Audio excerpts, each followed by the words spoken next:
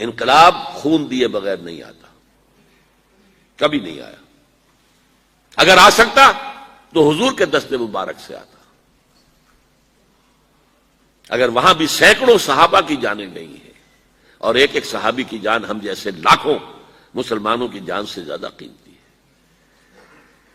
ان کی جانوں پر انویسٹ کیا تھا محمد نے اپنے آپ کو صلی اللہ علیہ وسلم، 13 برس تک جن پر محنتیں کی ہیں اور جن کا تزکیہ کیا، جن کی تربیت کی ہے، جن کو تعلیم دی ہے۔ اندازہ کیجئے کہ حضرت حمزہ کی جان کی کیا قدر و قیمت ہوگی۔ شہید ہوئے کہ نہیں؟ جانے دیے بغیر نہیں ہوگا۔ ہاں اگر اللہ کو منظور ہو اور یہاں پر کچھ لوگ جو ہے بات سن لیں، بہرے کانوں میں اللہ کسی طریقے سے یہ بات اندر داخل کر دے اور دل تک اتار دے، تو یہ ایک پرامن راستہ بھی موجود ہے۔ آپ دستور میں یہ تبدیلیاں کیجئے اور گاڑی کو چلا دیجئے، نئی قانون سازی کے ساتھ اسلامی قوانین کی تنفیذ اور اسلام کا نظام جو ہے عدل اجتماعی کا وہ شروع ہو جائے گا۔ ورنہ پھر ایک یہی عوامی تحریک ایک احتجاجی اور مزاحمتی تحریک کی شکل میں کسی توڑ پھوڑ کے بغیر، کسی اور کی جان لیے بغیر، اپنی جانیں دے کر، جس کا کہ نقشہ ایران میں آ چکا ہے سامنے، اور اس کے ذریعے سے انقلاب برپا کر دیا جائے۔ یہ ہے وہ راستہ جو میں پیش کر رہا ہوں اور بہت دنوں سے پیش کر رہا ہوں۔ 20 سال پہلے میں نے تقریریں کی تھی مسجد دارالسلام میں، جو پھر منہج انقلاب نبوی نامی کتاب کے نام سے شائع ہوئی۔ دیکھیے میں چند باتیں اپنے بارے میں ذرا بارے گراں نہ گزرے تو عرض کر دوں۔ تحدیثاً للنعمہ، کوئی اپنی بڑائی نہیں، بلکہ ایک بڑا عجیب سا مصرع ذہن میں آیا تھا، وہ میں نے لکھ لیا تھا کہ میرا مزاج لڑکپن سے عاشقانہ تھا، میرے اندر ایک تحریکیت جو ہے بچپن سے ہے۔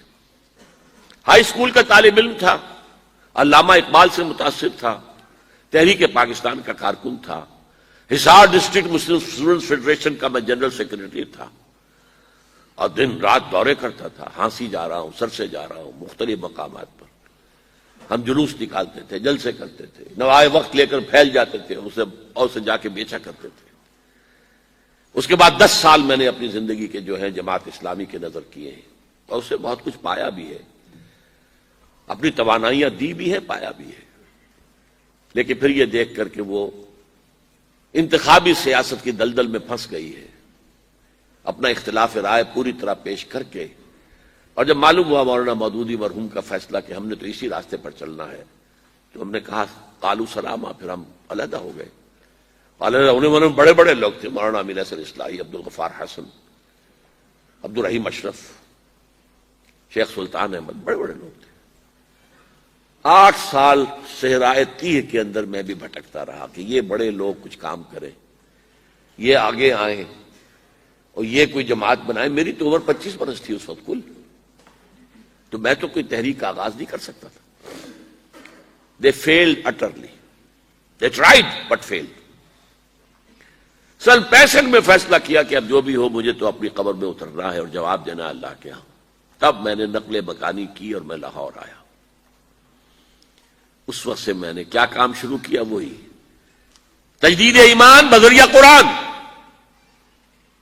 قرآن کے دائرے، حلقے، دائرہ ہائے مطالعہ قرآن، حلقہ ہائے مطالعہ قرآن، درس قرآن، یہ میری کچھ دنوں تک پریکٹس بھی جاری رکھی ہے، مشق سخن جاری اور چکی کی مشقت بھی چلتی رہی، لیکن پھر چھوڑ دیا میں نے سب کچھ۔ آج سمجھیے کہ 35 برس ہو گئے کہ میں نے 1 منٹ 1 لہجہ دنیا کمانے کے لیے صرف نہیں کیا۔ پروفیشن ترک کر دیا 70 کے اندر، 71 کی شروع، پھر تنظیم قائم کی ہے۔ یہ قرآن کی محنت سے انجمن خدام القرآن قائم ہوئی، اس کی ذیلی شاخیں قائم ہوئی، کراچی میں ہوئی، ملتان میں ہوئی، فیصل آباد میں ہوئی، پنڈی میں ہوئی، پشاور میں ہوئی، کوئٹہ میں ہوئی۔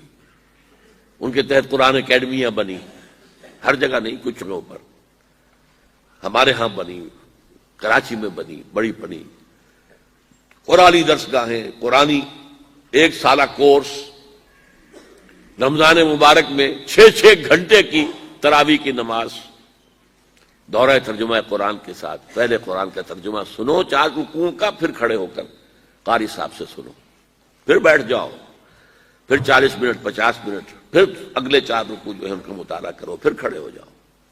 6 گھنٹے لگے۔ بہرحال اس محنت کا نتیجہ جو ہے وہ میں نے بتایا آپ کو کہ 2 کام، ایک تجدید ایمان بذریعہ قرآن اور اصلاح اعمال۔ قرآن جب دل میں اترا ہے تو حرام چیزوں کو چھوڑا ہے، شرعی پردے نافذ کیے، گھروں کے اندر کیے، حرام چیزوں سے کتنے ہی ساتھی ہمارے بینک کی ملازمتیں چھوڑ کر اور آدھی تنخواہ پر جا کر کسی ملازمت پر گزارا شروع کیا ہے، کتنے ہی تھے جو کہ رشوت لیتے تھے اور ان کے گلچھرے تھے اور اس کے بعد ان کے سوکھی روٹی ہو گئی، گوشت ان کے گھر میں آنا بند ہو گیا۔ یہ سب کچھ ہوا ہے، ہو رہا ہے، رفتار کم ہے لیکن ہو رہا ہے، یہ نہ سمجھی کہ ہے نہیں، ابھی نظر نہیں آ رہا ہے لیکن ہو رہا ہے۔ اس کے بعد تنظیم اسلامی قائم کی کہ بھائی اب اگر قرآن تو کہتا ہے قائم کرو دین کو، ہم نے اپنے رسول کو بھیجا ہے دین کے اظہار کے لیے، غلبے کے لیے، جہاد کرو اس کے لیے۔ سورہ صف میں بھی فوراً اس کے بعد جہاد، یا ایھا الذین آمنوا ھل ادلکم علی تجارۃ تنجیکم من عذاب علیم تؤمنون باللہ ورسولہ وتجاہدون فی سبیل اللہ باموالکم وانفسکم۔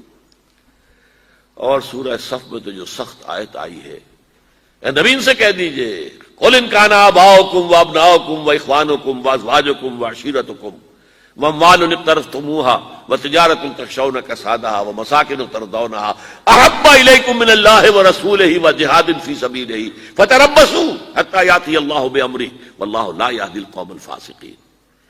اے نبی کہہ دیجئے اے لوگو اگر تمہیں اپنے باپ اور بیٹے اور بھائی اور بیویاں یا بیویوں کے لیے شوہر اور رشتہ دار اور وہ مال جو تم نے بڑی محنت سے جمع کیے اور وہ کاروبار جو تم نے بڑی محنت سے جمائے ہیں اور اندیشہ رہتا ہے کہ کہیں کساد بازاری نہ ہو جائے، اور وہ محل جو تم نے تعمیر کیے ہیں، جو حویلیاں بنائی ہیں جو تمہیں بہت محبوب ہیں، اگر ان 8 چیزوں کی محبت اللہ اور اس کے رسول اور جہاد کی محبت سے بڑھتی ہے، اگر زیادہ ہے تو جاؤ دفعہ ہو جاؤ، انتظار کرو یہاں تک کہ اللہ اپنا فیصلہ سنا دے۔ اور اللہ ایسے فاسقوں کو، ناہنجاروں کو زبردستی ہدایت نہیں دیتا۔ تو آؤ بھائی اب اٹھو، قرآن تو یہ کہہ رہا ہے، قرآن پڑھا ہے تو اب اس قرآن کی پکار پر لبیک کہو۔ لہذا اس پر پھر تنظیم اسلامی ہم نے قائم کی ہے۔ بہرحال 1965 سے جو میں نے لاہور آ کر کام شروع کیا، اب یہ 2005 ہے، پورے 40 برس مجھے ہو چکے۔ اگرچہ ایکٹیوسٹ کی حیثیت سے تو میں اپنے زمانہ طالب علم سے ہوں، اور درس قرآن تو میں نے میڈیکل کالج کا طالب تھا تب سے شروع کر دیا تھا، لیکن یہ تو میرے 35 سال جو ہیں، 40 برس اس کام میں لگے ہیں۔ اب میں آپ سے تعاون مانگتا ہوں، من انصاری اللہ، بلکہ میں اس سے آگے بڑھ کر کہتا ہوں من انصارنا الی اللہ۔ اب چونکہ جماعت ہے، تنظیم ہے، اب میں اکیلا نہیں ہوں۔ گئے دن کے تنہا تھا میں انجمن میں، یہاں اب میرے رازداں اور بھی ہیں، ساتھی ہیں میرے، ایک قافلہ چھوٹا سا ہی چل رہا ہے۔ اور میرا معاملہ تو یہ ہے کہ میں تو اب چراغ سحری ہوں۔ کبھی کبھی آج کل مجھے خیال آتا ہے یہ میں اتنا ایکٹیو ہو گیا ہوں، میں 33 دن کا انڈیا کا دورہ کر کے آیا ہوں، اور کم سے کم 30 دن تو روزانہ رات کو یہی نشستیں رہی ہیں، 2 گھنٹے تقریر، 1 گھنٹہ کوسچن آنسر، اور دن میں اس کے علاوہ پروگرام بے تحاشا۔ یہ میں نے کیسے برداشت کر لیے، کیسے جھیل لیے؟ میں ڈائبٹیز کا مریض ہوں، میں بلڈ پریشر کا مریض ہوں، میرے کمر کے اندر 2 جگہ پر جو ہے لین ہے، میرے گھٹنوں کا آپریشن ہو چکا ہے، میں کھڑا نہیں رہ سکتا، میں زیادہ دیر بیٹھ نہیں سکتا، یہ تقریر میں بیٹھا ہوا ہوں، ویسے بیٹھنا پڑے مجھے 15 منٹ تو میرے کمر میں درد شروع ہو جائے گا۔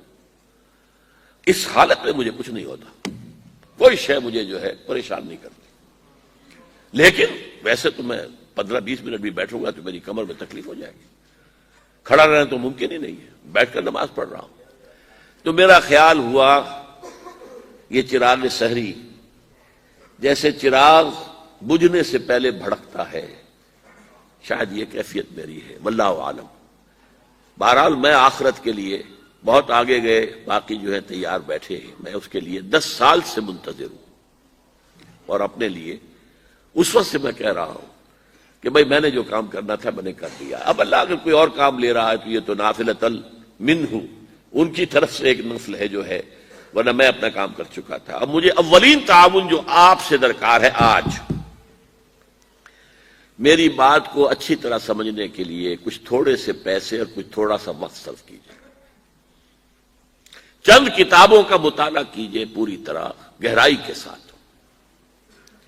اور نوٹ اس کے اوپر کیجیے، مجھ سے اختلاف ہو تو بیان کیجیے آ کر۔ منہج انقلاب نبوی، حضور نے انقلاب کیسے برپا کیا؟ اس لیے کہ یہ ہے وہ چیز۔ خليل بالقرآن هو إمامنا على هداية الله آمتنا، كلام ربنا هدايتنا، عطاء جبريل على رسول